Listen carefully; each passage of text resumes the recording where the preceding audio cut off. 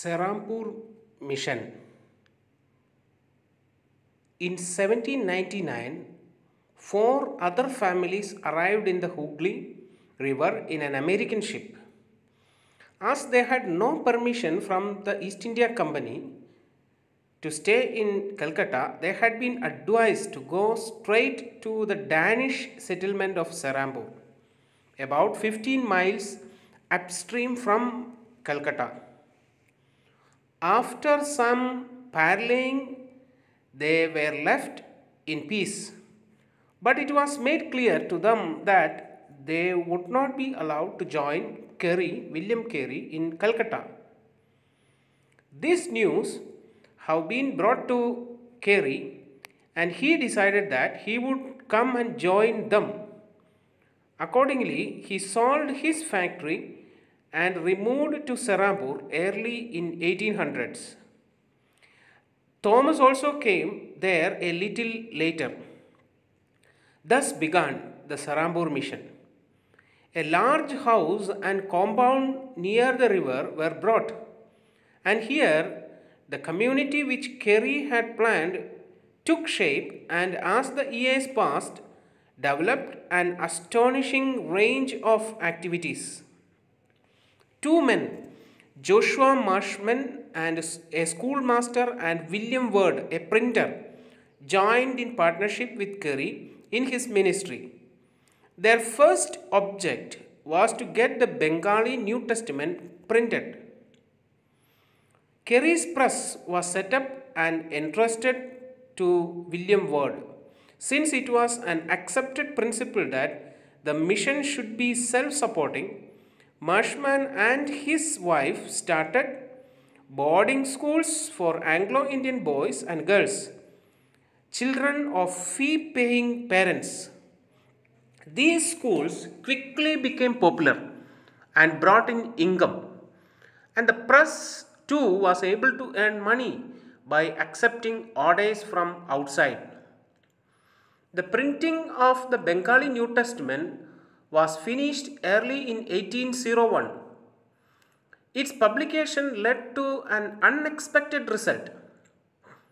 Carey was offered the post of Professor of Bengali in the College of Fort William, which Lord Wellesley, the Governor General, founded in that year for the training of the East India Company's junior officials. The Serampur Trio and the Serampur College. On 5th July 1818, William Carey, Joshua Marshman, and William Ward, the Serampur Trio, issued a prospectus. Mainly, it was written by Marshman, and it was for a proposed new college for the instruction of Asiatic, Christian, Eastern literature, and European science. Thus was born Serampur College, and which still continues to this day. At times, funds were tight, and after a brief and false rumor alleging misapplication of funds caused the flow of funds being raised by Ward in America dried up. And Carey wrote, "Dr. Marshman is a poor as I am, and I can scarcely lay by a sum monthly to receive 3 or 4 indigent relatives in Europe. I might have had large possessions, but I have given my all, except what I ate, drank, and wore, to the cause of missions.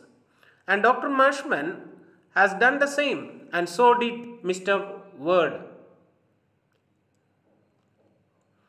The trio's aim was to give an education in arts and science to students of every caste, color, or country, and to train people for ministry in the growing church in India.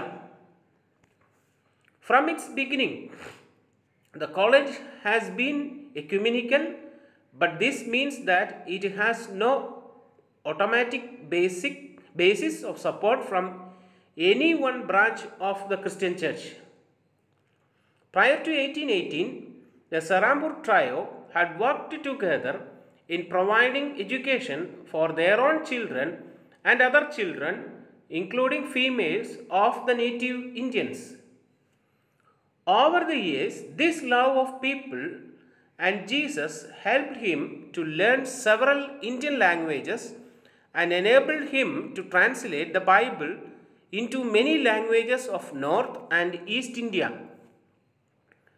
He was first introduced to the Indian languages through Bengali, which he learned while working as a manager of an indigo factory in a Bengali village. He also had the help of a munshi to learn Bengali and Sanskrit. From the beginning, the goal of Carey was to translate the Bible into Indian languages.